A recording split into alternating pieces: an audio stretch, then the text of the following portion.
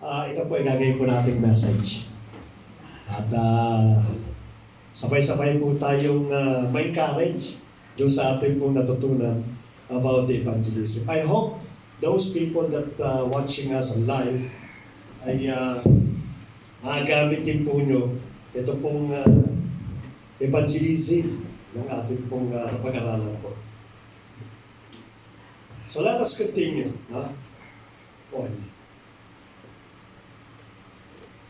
Yeah. The last 2 Fridays po nung ating pong pag-aaral is about the last will and testament. Ito yung ating message. If you can remember, nang inabilin pala ng ating Panginoon, nakala natin yung last will and testament, it only happened dito po sa lupa. Ang ating Panginoon din po, bago po siya umalis, at siya po ay pumunta po sa kanya pong kanang kamay ng Diyos.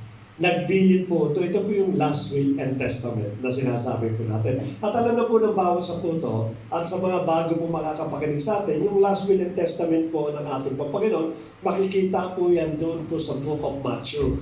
Noon ako sinabi niya, go ye therefore and pray and baptizing all people in the name of the Father, the Son, and the Holy Spirit.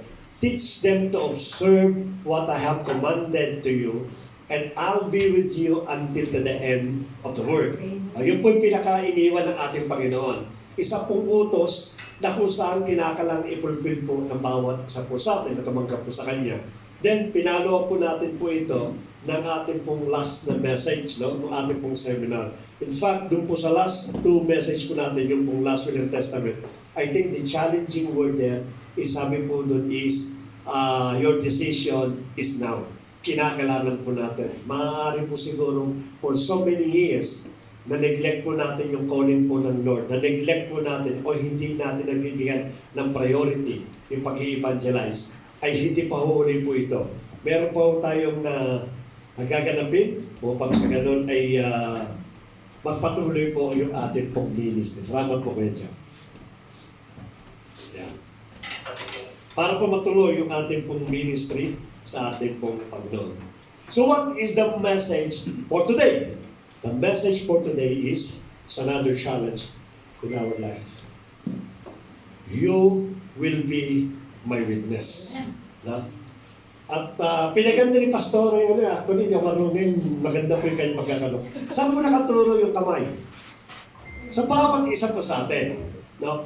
This message is not only for me, for those leaders in the church, but it is, as you can see, yung pong pointing fingers, nakaturo po yan sa bawat isa po sa atin. At ang sabi ng ating Panginoon, you will be my witness. Binanggit po yan sa Book of Acts, chapter 1, verse 8. You will be my witness, first in Jerusalem, then in Judea, then in Samaritan, then to the outer part of the world. So, this word came from the Lord Jesus Christ. At bakit po kinakailangan tayo mag-witness? Kasi po, ang pagiging witness po ay, it is the God description for every Christian. Trabaho pala po natin yun. Hindi po pwedeng tayo po na born again Christian na hindi po tayo mag-witness. Kasi trabaho po natin po yun. Nung dumating po tayo ng college, before you took English 102, ano mo na kinakailangan? 101. So nangangahulugan po, yung 101 is to become a born-again Christian at yung prerequisite po nito is to become a witness. Kaya imposible po sa isang Kristiyano na after po niya ma-born-again Christian, hindi po siya mag-witness. No, maaari siguro na neglect. Alam niyo po, during my time, when I accept the Lord Jesus Christ, sabi ko, mainit po ako niyan during that time. No, lahat ng aking panasasalubong, lahat ng, even my family, during that time, nag-witness po ako, nag-share ako ng gospel.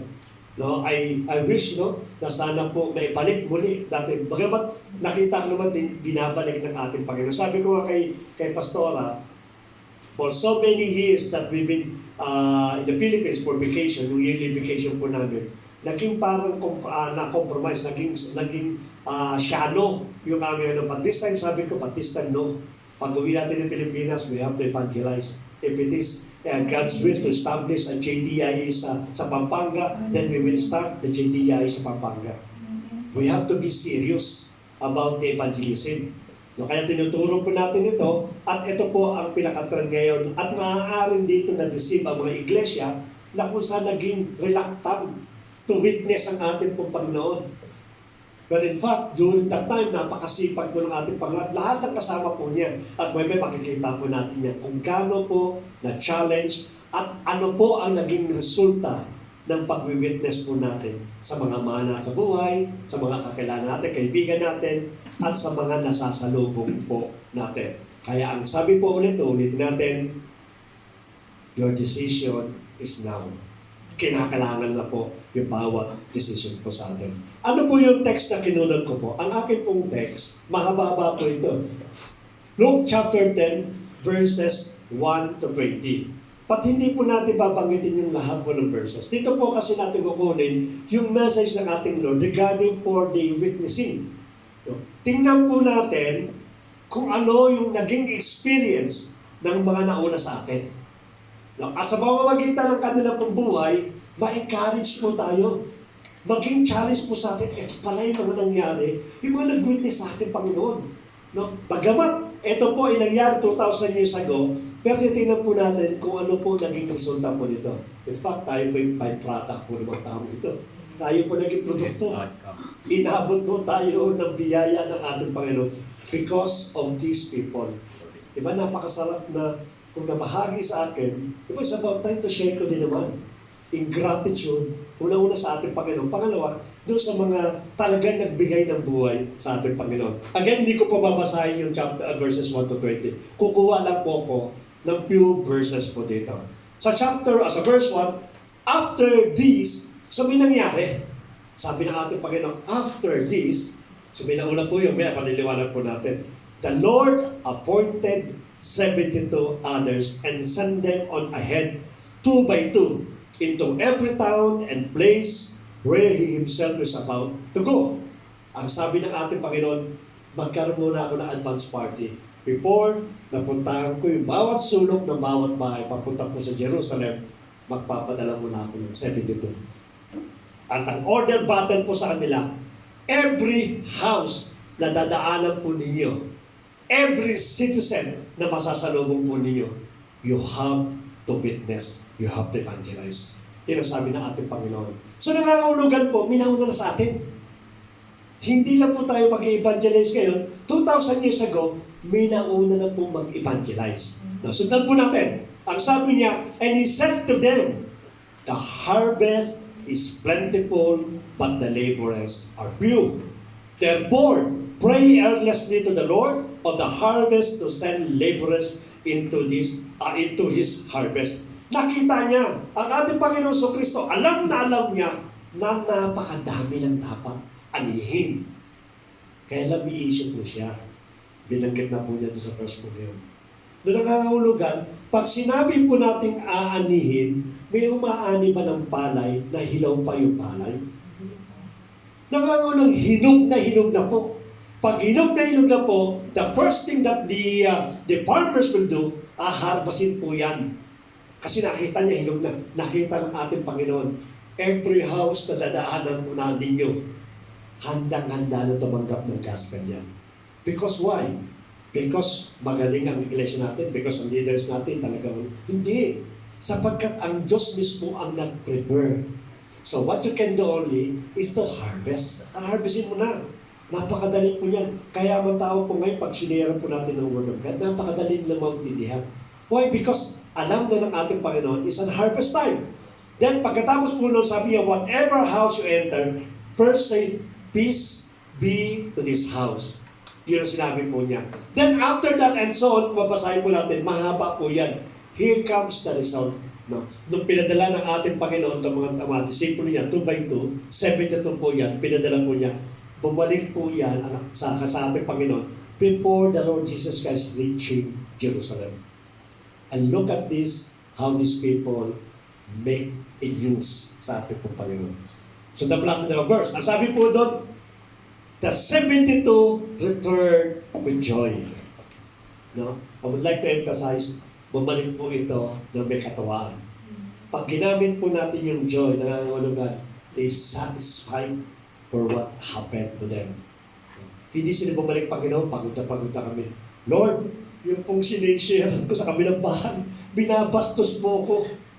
Lord, yung pong isang sinishare ko pamilya ko, iniinsulto ako. Ginagawa ako ng masama. Hindi po. No, ang sabi diyan, after they return, nag-evangelize po sila. It doesn't mention kung lahat ng house to house ay tumanggap sa ating Panginoon.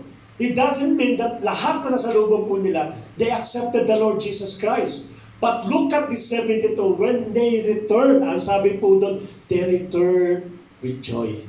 Bakit? Ang kanilang kagalakan po is to fulfill yung kanilang calling to become a witness sa Panginoon. Bakit sila nagtatawa? Saying, Lord, even the demons are subject to us in your name. Let us remember the battle, the order of battle is to evangelize every house, every person na kanila po masasalubong. God or the Lord Jesus Christ, they never mentioned to cast out demons.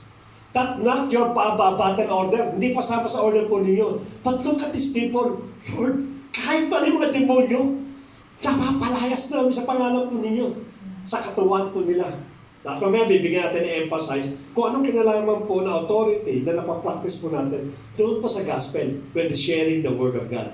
Nevertheless, etong maganda po. Etong lagi natin ninanamnam. No? Out of the joy of these people, iba po sinagot ng ating Panginoon. Nevertheless, do not rejoice in this. Huwag ka papatuwa. Bakit? Kasi may mas mahalaga pa dyan. Mas lalo ka matutuwa. Ang sasabihin ko sa iyo, ano sabi niya? That the Spirit are subject to you, but rejoice that your names are written in heaven. Amen. See? Ito po yung chapter, yung verse 24. Bakit pa nawala? Balik po. Yung po sabi po sa 20, no? Huwag kang mag-rejoice sapagkat yung mga evil spirit ano sa'yo. Mag-rejoice ka because you have the mansion in my kingdom. Amen. Yun ang pinaka niya. Yung natanggap mo, ano lang yan? Perks. Ano ba sinasabi nila yung mga freebies? Freebies lang yan, kapatid. Freebies lang yan mga tatanggap niyo. Yung nararanasan nyo is freebies. Kukumpara mo doon sa nararanasan mo sa heaven. Sabi nga sa John chapter 14, di ba? Sabi niya, do not let not your heart be troubled. Sabi niya gano'n, kaalis muna ako, gagawan ko kayo ng mansion, special po ba sa atin. It is the Lord Jesus Christ who are preparing for the mansion for all of us. Ito yung sinabi po niya. Sa verse na ito po ngayon ang senaryo. No? Ang senaryo po, nagpadala po ang ating Panginoon ng 72 upang maging advance party at i-spread yung pong gospel. Let me tell you one story. This is a true-to-life story or testimony of a pastor.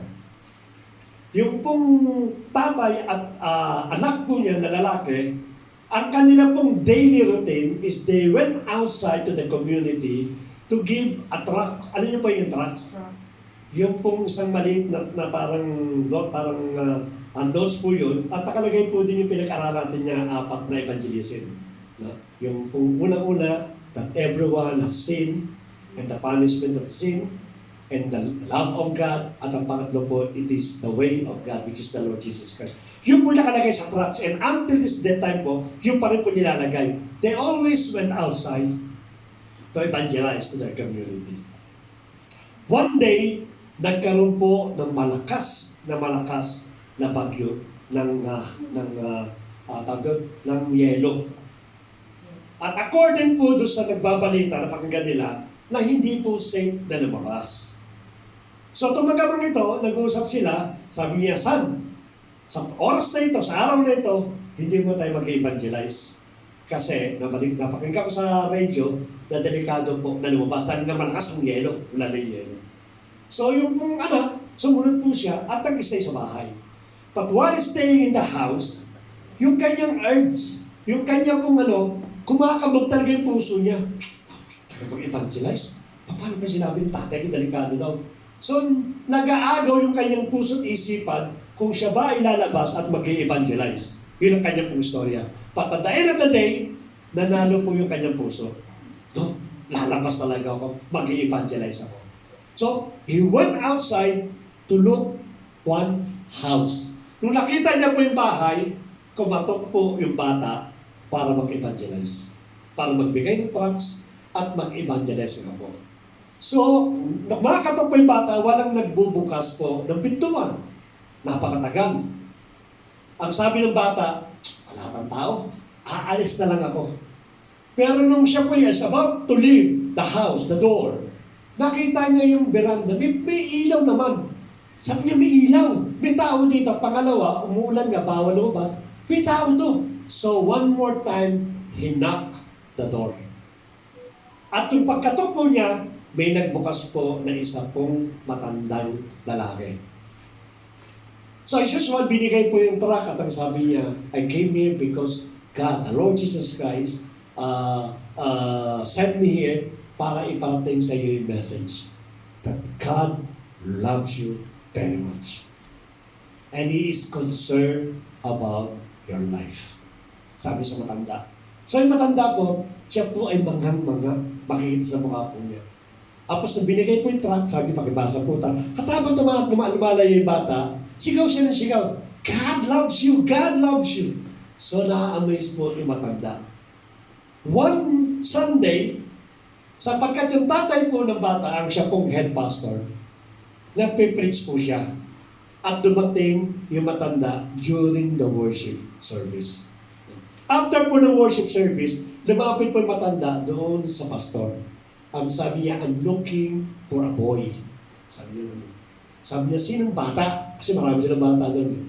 A boy that sent, yung magbibigay ng tracts. Ay, alam nung tatay yun. Siya yung tatay. I know that boy. Sabi niya, tinawag niya yung kanyang anak. Is this the right boy? Nung nakita po ng matanda, yung pong bata na nagbigay sa kanyang tract, lumuhod na po ito and started crying. Umahagod-god po siya. Yung pong pastor, nagtataka siya. Sabi niya, ano problema ito? Ito umiiyak. So ginawa niya, tinayo po yung matanda at sabi niya, bakit ka umiiyak? Bakit ka umiiyak sa aking anak? At nagpapasalamat ka. Ano bang ginawa ng anak ko sa'yo? Sabi niya, one moment of my life, an angel knocked at my door. So nagtataka po yung matanda, hindi niya may alam kung ano pa istorya.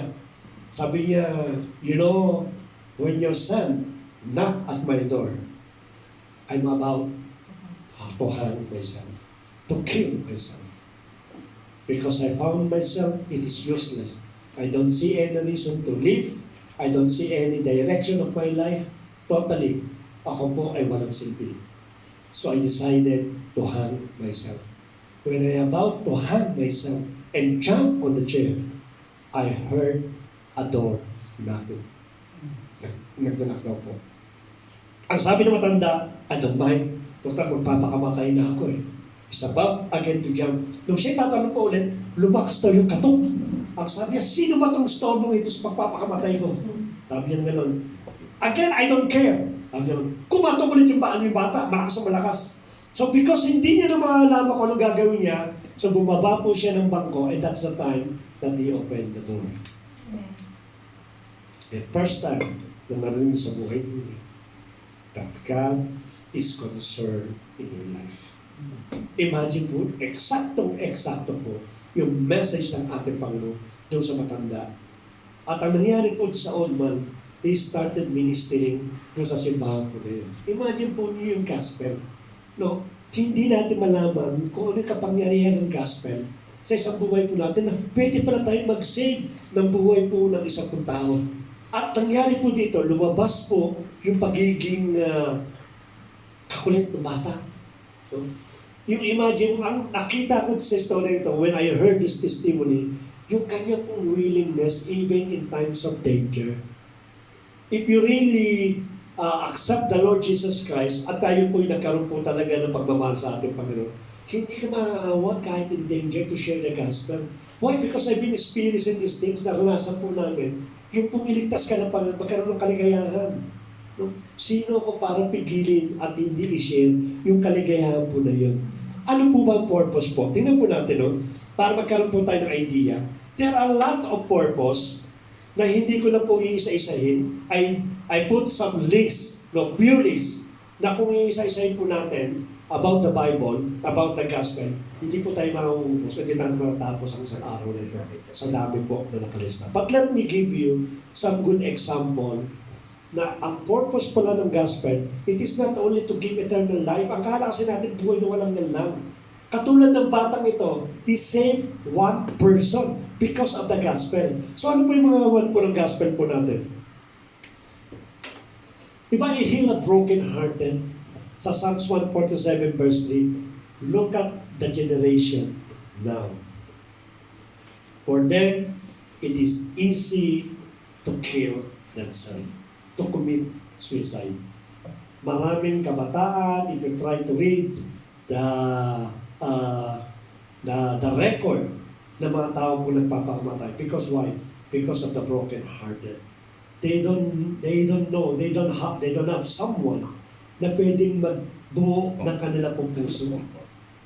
Kaya gagawin nila kung po ay broken-hearted, ang tendency po niyan is to find yourself useless. To find yourself that there is no direction. Why should I continue my life kung ganito lang mararamdaman ko? Diba?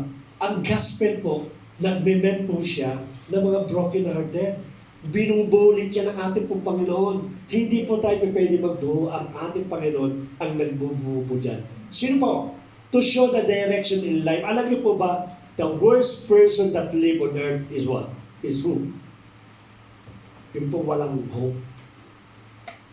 Hopeless ang kanya pong buhay. Ang sabi ng ating Panginoon, lagi po siya nagbibigay ng pag-asa. Lagi po siya nagbibigay sa bawat isa po sa atin ng chances. Alam mo, God is God of many chances.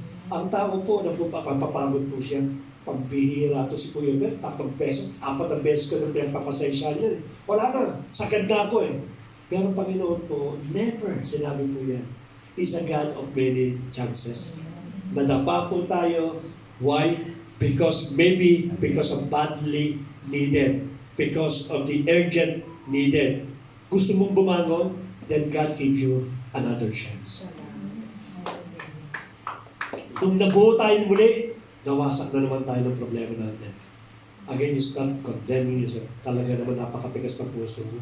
Binuo na ako ng Lord. Bakit eto na naman?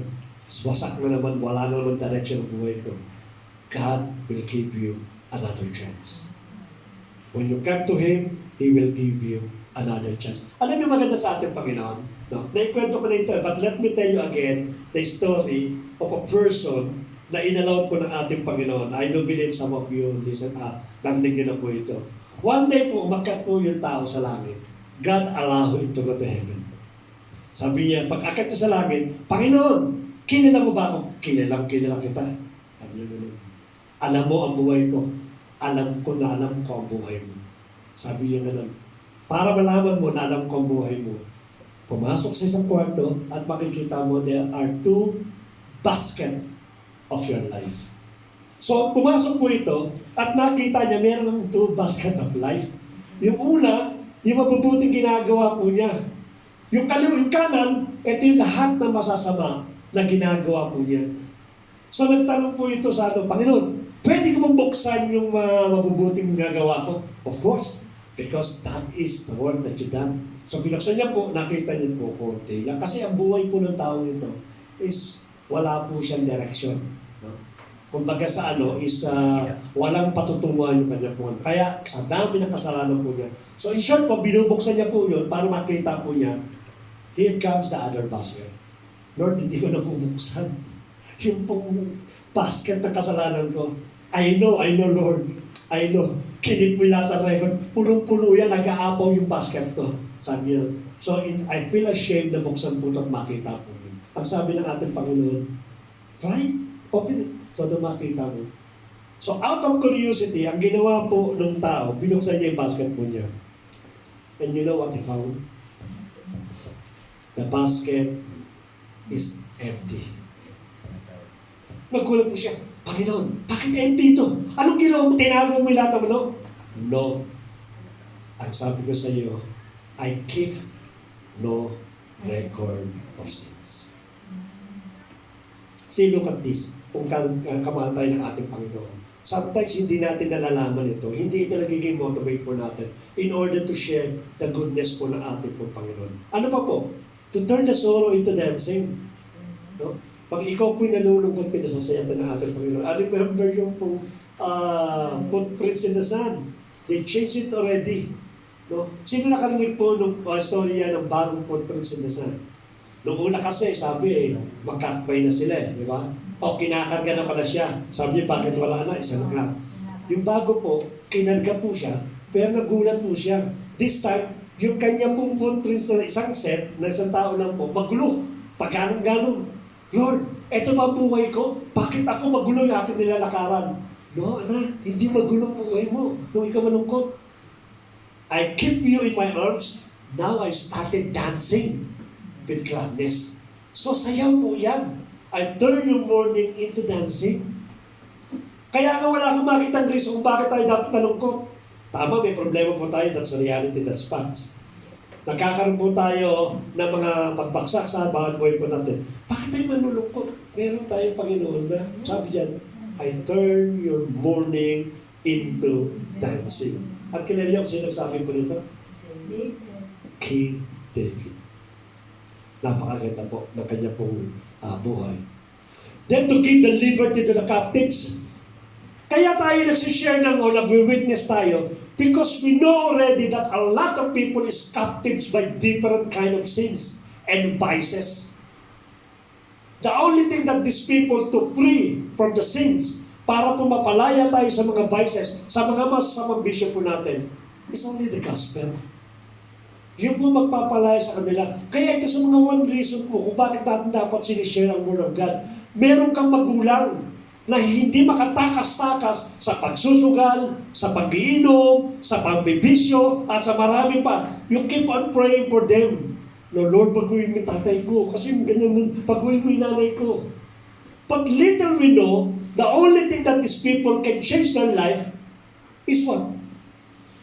The gospel. Share the gospel. If we want your family to make, a fruitful and beautiful life. Ano ba po?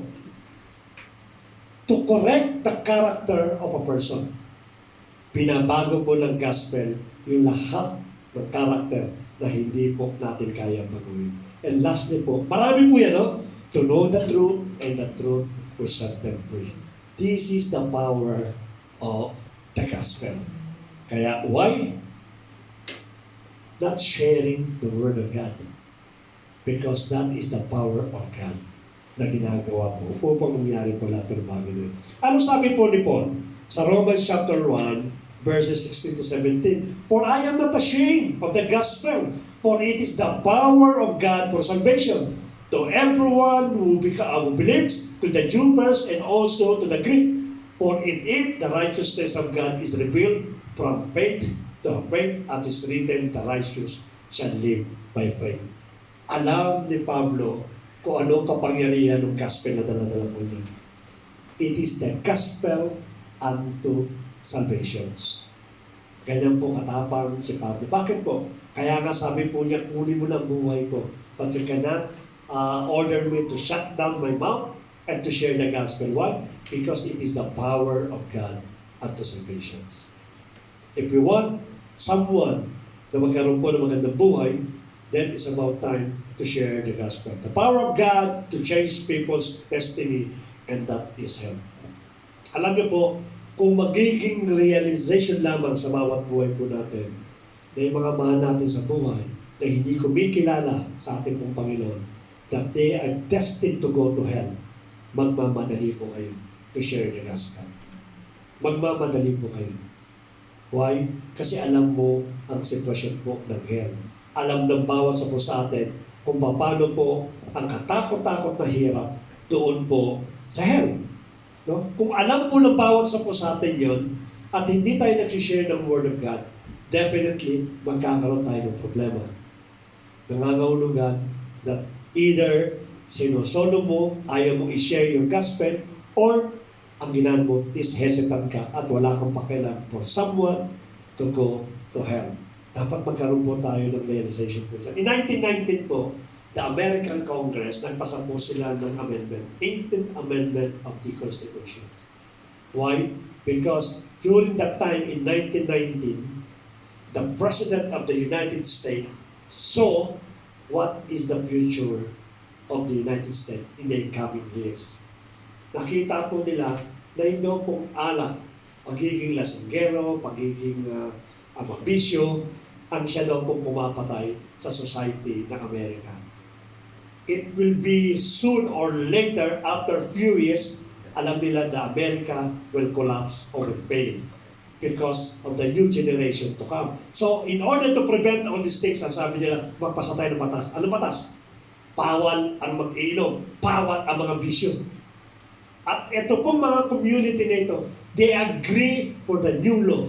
In fact, kasama po dyan ang lahat ng malalaking churches sa United States.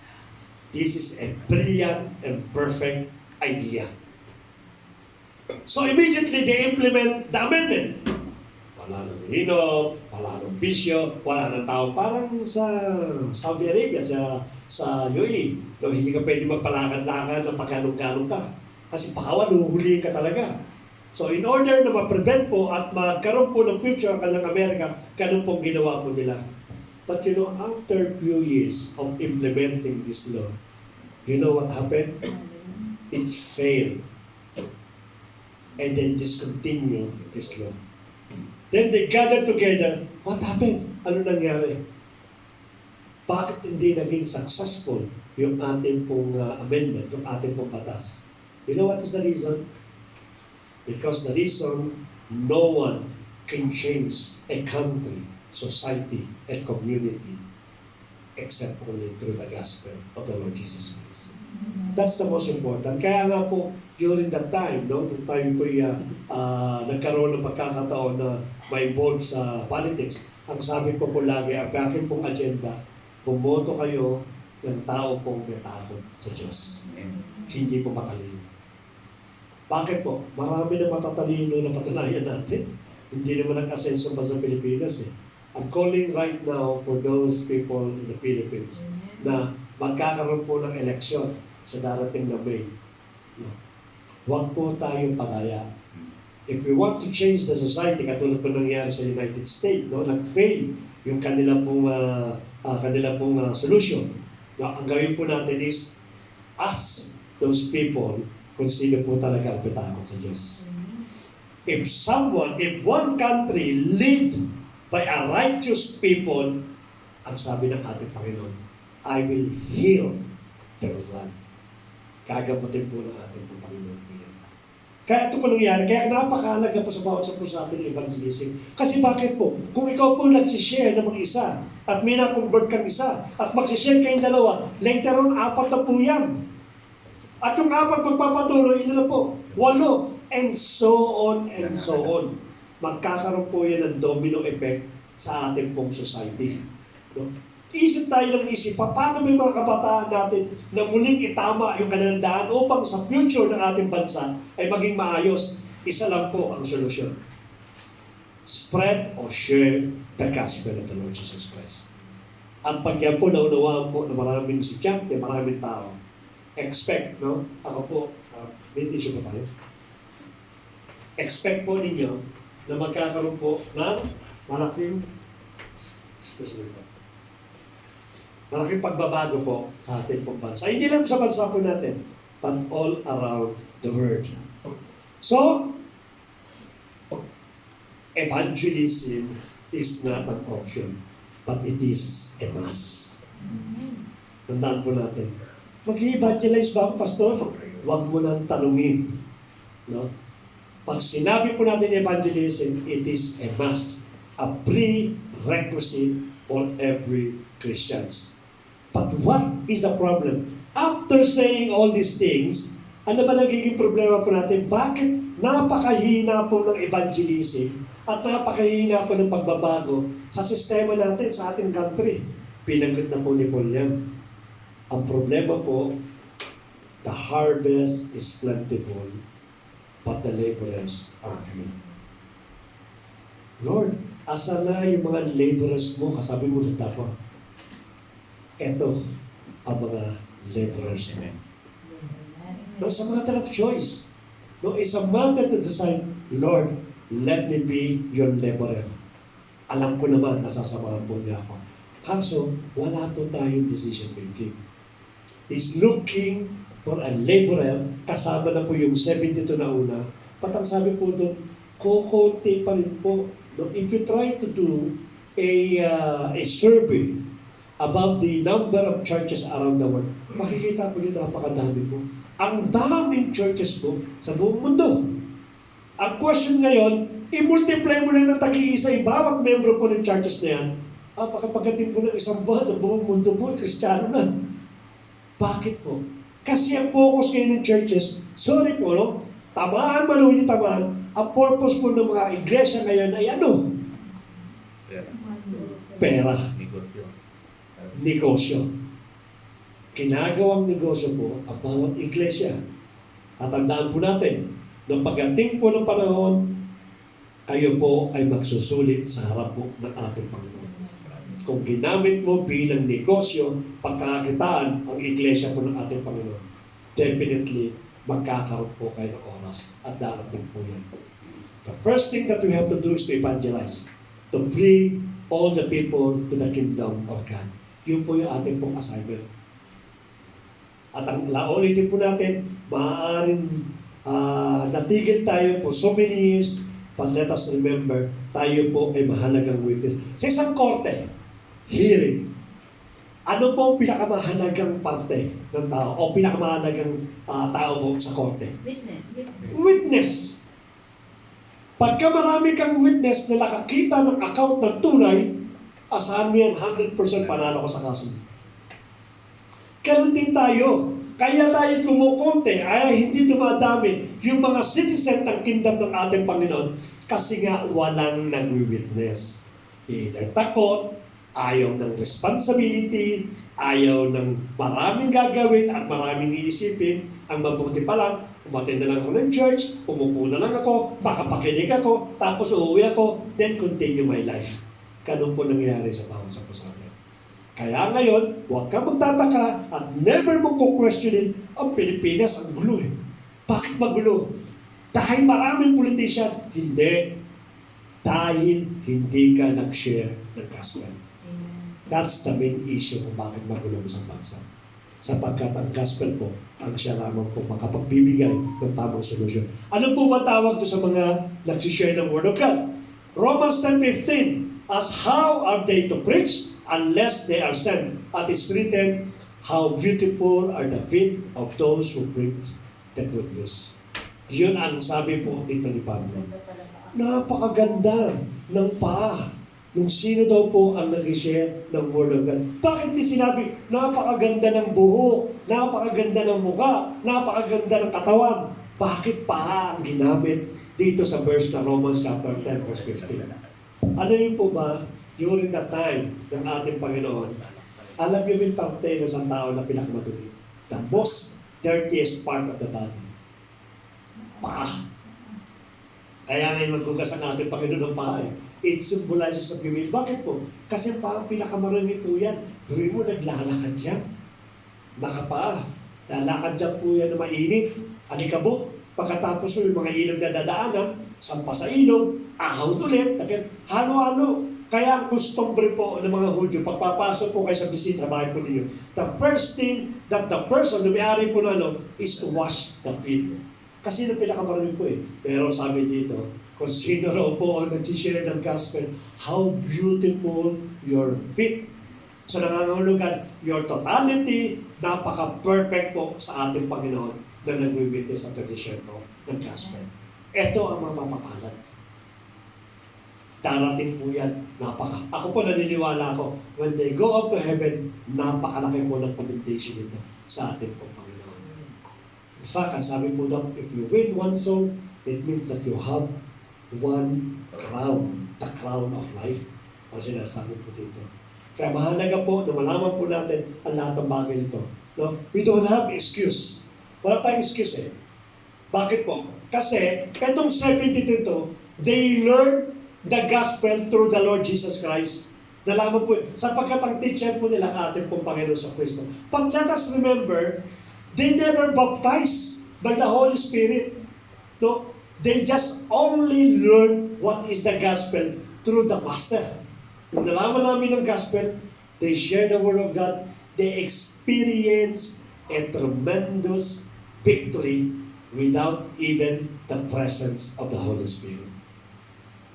When the Holy Spirit came down, the book of Acts, na ang sabi daw po, immediately they added 5,000 members, 3,000 members, and so on and so forth. Dumami pong iglesia. Bakit po? Because they have the authority. These 72, they don't have the power of the Holy Spirit. And yet, ang sabi daw po doon, they gain victory. No? At kung nakaranas naman po ng Holy Spirit, they also experience victory. Now, my question is, tayo ba nalaman natin ang gospel? Alam ba natin ang gospel? Meron ba tayong Holy Spirit? So what is the excuse? You have both the knowledge of the gospel and you have the power of the Holy Spirit. So what is your excuse? These people, they don't have the Holy Spirit yet, but yet they witness effectively and powerful. When the Holy Spirit came in the book of Acts, they witnessed more powerful. How much more tayo? We are baptized by two. We learn the gospel, itinuro sa atin for the last Friday, alam natin about sa atin, meron tayong Holy Spirit.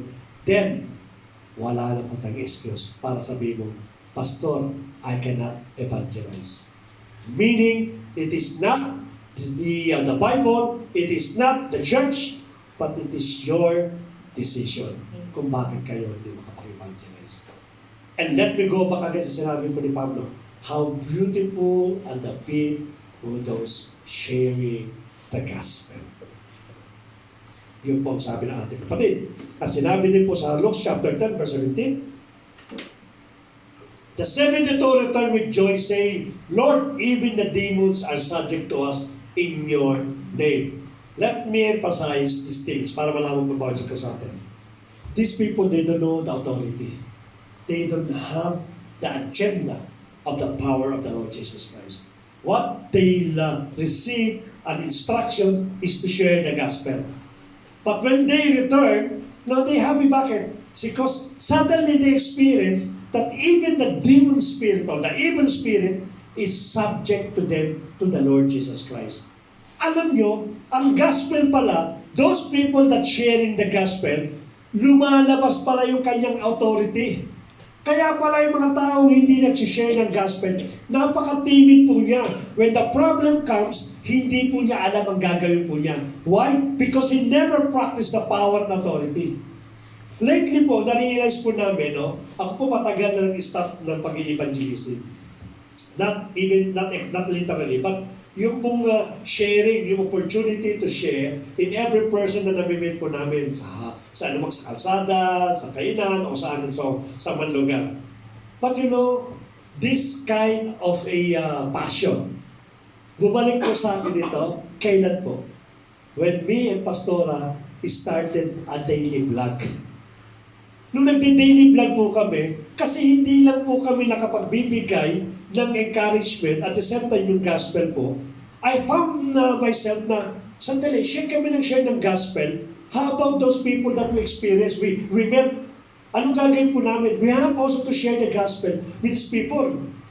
Kaya pala bumalik yung aking pong passion, yung desire. Kaya pala muling binalik yung pong restoration ng mga power and authority na nangyayari sa buhay po ni Pastora. Ito pala dahil sa gospel na sinishare natin everyday. Yung pong ginagawa po namin, God is restoring the authority and power. Katulad po nung 70. They don't know this authority and power, but suddenly it came out when they sharing the gospel, when they sharing and witnessing about the goodness of the Lord Jesus Christ. Kaya pala, laging tumataas yung aming passion desire because of what we're doing every day. So we're sharing the gospel in order so many people that can receive and also magkaroon po ng buhay na walang God. Ito pala ang benepisyo ng pag-share ng gospel. Kaya makakita ka ng Kristiyano, they are afraid to use the power and authority. Why? Sasabihin mo kasi, hindi po namin alam yan. No, no, no, no, no. Even these people, they don't know that they have power and authority. The 72. Hindi naman sinabi ng ating Panginoon dyan na humayo kayo, may power kayo, pagpalayas kayo ng demonyo. But they found out. Suddenly, it came out from them. Out of where? Out of sharing the gospel. Dito pala lumalabas yung authority. Dito pala na-establish pagiging Kristiyano mo. The more that you evangelize, the more that you're sharing the Word of God, the more the power, authority, the confident to use the power, authority, lalabas sa bawat sapo-sapo po yan. Alam niyo po, recently lang po nangyari sa buhay po ni Pastor yung mga experience po niya. Before, we never experienced these things. Why? Because we don't share the gospel. That suddenly when we share the gospel, power and authority came to those persons. Katulad po na nangyari doon sa 72. Now, if you want to ipanganak, or if you want to experience the same thing that we're doing for those people that is possessed, or obsessed, or oppressed, kami po ninyo, mag-share kayo ng gospel. Magugulat kayo, one time po, pag nakarap kayo nung nag-share kayo, may mga suddenly na oppressed of the evil spirit. Yung sensitivity po ninyo, sandali, oppressed ito. You started praying. Why? Because yung pong gospel po, it becomes your medium, your channel, upang sa ganun po, magpalayas po tayong demonyo. Sinabi ng ating Panginoon yan eh. Doon sa Luke chapter 4, ang sabi the Spirit, this is what the Lord, when He came to the temple and read yung scroll, ang sabi niya, the Spirit of the Lord is upon me, because He has anointed me to proclaim good news, eto yung kanina, evangelism, to the poor, He has sent me to proclaim liberty to the captives and recovering of sight, to the blind, to set at liberty those who are oppressed. Ang liwanag po. Kaya pala dumating yung gospel, sapagkat para po magkaroon na tayong kapangyarihan to liberate yung mga na-oppressed po, para palayaan yung mga tao ito. Tayo po ang nagiging medium. No? Marami po ang siyang hindi po nakakilala because tayo po hindi nakakapag-share. Dapat daw po gamitin po natin yan in order to remove o in order to experience yung ating pong Panginoon. And lastly po, ano po yung challenge po natin? Before ibigay po yung pong last word po doon. Again, let me tell you a true story. There are two blind on the streets na naglalakad po at inaakay ng isang bulag, yung bulag, inaakay niya yung kapatid niya bulag at meron silang karatula dito. Ang sabi sa karatula, I will show you the right way. Habang naglalakad ng dalawang bulag, napapasa ko na ako dito, tuturo niya ng tama-tama, pero nakikita niya dalawang bulag pareho. No? So nagtatawanan po yung every person na nakakabasa at nakikita po sila. But these two blind person, they don't mind at all. No? Naglalakad yung patuloy at patuloy po silang naglalakad. But did you know that it is a mocking to each every one of us? Actually, hindi dapat pagtawanan yung dalawang bulag. Dapat tayo po pagtawanan. Why? Imagine you, bulag itong mga tao nito and they are confident to show the right way. How about us? We know exactly where is the way. What is the right way? Bakit hindi natin akayin yung mga bulag na hindi po nakakakita? Hindi ba mas lalong kalapastanganan sa atin kumpara doon sa dalawang bulag na umaakay po, patungo po doon sa liwanag? So sino po ang mas bulag? Yung pong dalawa o yung nakakakita na alam ang katotohanan and yet they never share. They never witness the truth. Hindi ba mas lalo tayong kawawa?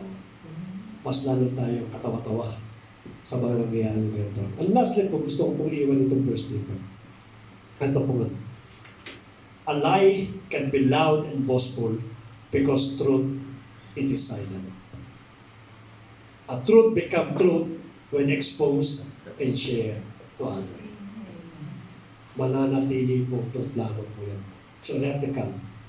Nasa isipan lang po natin. Hindi po yan magiging katotohanan kung hindi po natin ilalabas at ibabahagi po natin.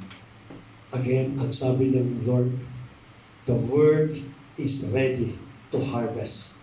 There's a lot of soul that is only waiting for someone like us to open our mouth and to witness. At ang sabi ng ating Panginoon, I will be with you until to the end of the world. Kasamahan tayo ng ating Panginoon. No, it's a matter lamang to decide. No, I hope that after this series and even the last message, the conclusion of our message regarding for the evangelism, ma-challenge po bawat sa puso natin. Enough is enough. Sabihin mo sarili mo, enough is enough. I have to witness. I have to open my mouth to share the gospel of the Lord Jesus Christ. Because it is salvation, it is the power of God unto salvation. I need my family to be with me in the kingdom of God, not in hell. I need my friend to be with me in heaven, not in hell. I need those peoples na nakakasaluma po natin to go with me in heaven, not in hell. If that is the realization ng bawat isa po sa atin, I'm 100% sure you will not stop spreading the gospel from your mouth. Why? Because first, that is the calling to each everyone. And second, it will generate more Christians around the world. Tayo po manalangin. Lord, salamat muli, Panginoon, sa Friday na ito. Hindi, nakita po namin, Panginoon, yung kalagahan ng iyong pong gospel sa bawat buhay po namin. Sorry, Panginoon, sapagkat for so many years, naging kami po ay blind, kami po ay naging mute and deaf doon sa tawag po ninyo to evangelize, to become a witness to everyone. First in Jerusalem, then to Samaria, to Judea, Samaria, and to the outer part of the world. Bayaan mo, Panginoon, sa oras na ito, katulad ng aming po napakinggan. Hindi po ito, Panginoon, maging daan lamang sa aming pong puso at isipan. Pagkos, Lord, ang aming panalangin, itanim mo sa bawat puso po namin. Lord, there will be a challenge, alam namin, Panginoon, that maybe we've been hesitant, we've been ashamed, or maybe we feel something like na hindi pa kami ready to share the gospel. Kung dumating man sa punto na kami po is about to open my mouth at marami po pumipigil, maaari yung self-condemnation, yung past experience po namin, yung aming buhay ngayon, Lord, i-remind mo kami, Father God, that we're just only your instrument, that you are the one that will touch the heart of that person and just only a channel of your words. Tulungan mo kay Panginoon na lagi pong magbukas ng aming pong bibig, especially sa aming pong pamilya, Father God. We don't want them, Panginoon, to go to the final destruction, Father God. But rather, Lord, ang aming pong desire, makasama po namin sila sa kaharian po ninyo, Lord. And let them also experience the good life na pinangako niyo po sa John chapter 10, verse 10, para praise you, Lord, na kung saan, Panginoon, para praise you, Lord, na kung saan, Father God, ikaw nagsabi, abundant life to the fullest, Lord, ang gusto namin maranasan habang kami dito po sa lupa, Lord God. Salamat, Panginoon. We believe, Father God, that after, Panginoon, ang aming message nito, God, that you are preparing now a people that we will start sharing your gospel, Lord God. That we will start sharing or witnessing yung kabutihan mo sa bawat buhay po namin. Sa ganun po, Panginoon, when we go back in our country, prepared na po yung aming puso at isipan to spread your gospel sa lahat ng mahal namin sa buhay. Salamat po, Lord, as we continually, Panginoon, trust into you. Ang panalangin namin, Father God, yabang ang una po namin unahin yung aming po mga pamilya. Lord, sa oras na ito, we pray in each family po ng bawat kapatiran po na rito, Lord. I-prepare mo yung kanilang pong puso. Palabutin mo, Panginoon. Gamitin mo, Father God, yung buhay mo namin at ano man, Panginoon, yung mga cultural belief o yung mga traditional belief that is not aligned with the Word of God, Panginoon. Katulad po ng prayer, Panginoon, baguhin mo yung kanilang pong puso. Palabutin po ninyo.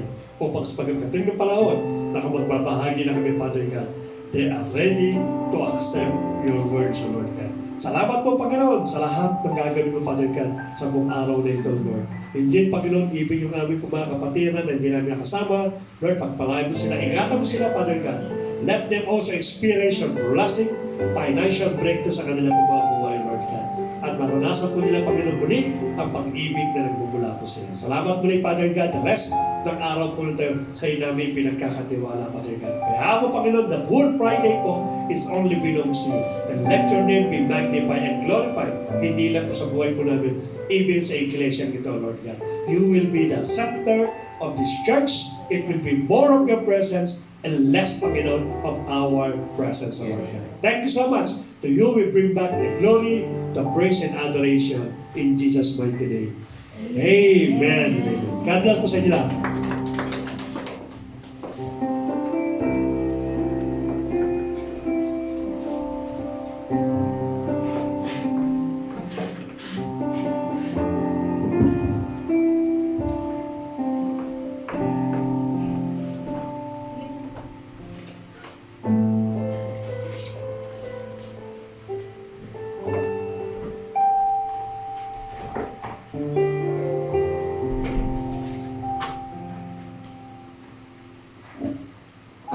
Are we blessed? Amen. Napakaganda po ng message ng ating butihing Pastor Bernard sa araw na ito. Ngayon, alam na po natin, mas lalo niya pong binigyan ng indication yung purpose natin, that evangelism is a must. So it means to say that God commands and God demands evangelism in our life. Kasi kailangan po natin na to spread the gospel in the whole world para po ang kingdom of heaven will come.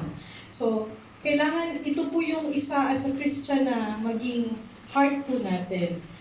And part of that, I am here in front of you dahil evangelism also requires funds.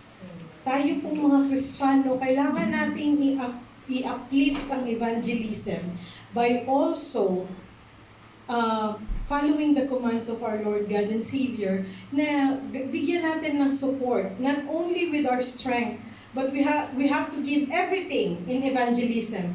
Our strength, our hearts, our spirit, and also our money. Kailangan po ng support ng ating evangelism ng pera. Hindi po ako nag-e-emphasize ng money-focused evangelism, but I just wanted to ibigay sa inyo ang logic that evangelism needs support financially. Because those people that will knock on our doors, they need support. So tayo po lahat ng mga Kristiyano, i-edify po natin ang ating church using our finances. If we wanted to have a financial breakthrough, worship our Lord God and Savior Jesus Christ with our finances. He is not asking much. Because ibinigay niya sa atin yung needs natin before we ask. He knows what we want, He knows what we need, and He knows our financial burdens. But if we trust in Him and let Him guide us, even with our finances, breakthrough upon breakthrough will come into us. At saka yung mga needs natin before we utter, God already given it to us. Kailangan lang nating maging assertive on taking it from the Lord. Na, Lord, this is mine. By knowing that He already blessed us. And also let Him rules in us. Pag binigay po natin sa ating Panginoon yung ating trust in every way, lalo na sa pera. Kasi napakahirap po natin magbigay in terms of money. Kasi nakakalimutan natin that our source is our Lord God and Savior. We have to learn na sa Kanya natin kailangan hugutin lahat ng meron tayo. Lakas, talino, wisdom, finances, especially finances. Kasi ito pong ini-snatch sa atin ng devil. The Lord has the authority of our money. So let Him rule with our money. So, kailangan siya ang maging source natin. Kaya ito po, meron po akong words of Bible verse na gusto ko pong ipaalam sa ating lahat, i-expound ulit about Malachi 3:10. Napaka-powerful po dito na verse dahil dito po, china-challenge tayo ng Panginoon about our faith. In our finances, it says, bring all the tithes into the storehouse, so there will be enough food in my temple. If you, says the Lord, of heaven armies, I will open the windows of heaven for you. I will pour out a blessing to greet you when you won't have enough room to take it. Try it. Put me to test. So dito pa lang po, napakagaling ng ating Panginoon. Give all your heart and trust in the Lord, especially in your finances, and you will know the glory of Him sa mga finances natin. Because always God shows glory in our life, in our deepest. Finances, spirit, or yung sinasabi nating sorrowful life, God will always make us victorious, and we are more than a conqueror in His presence. So tayo po ay magbigay.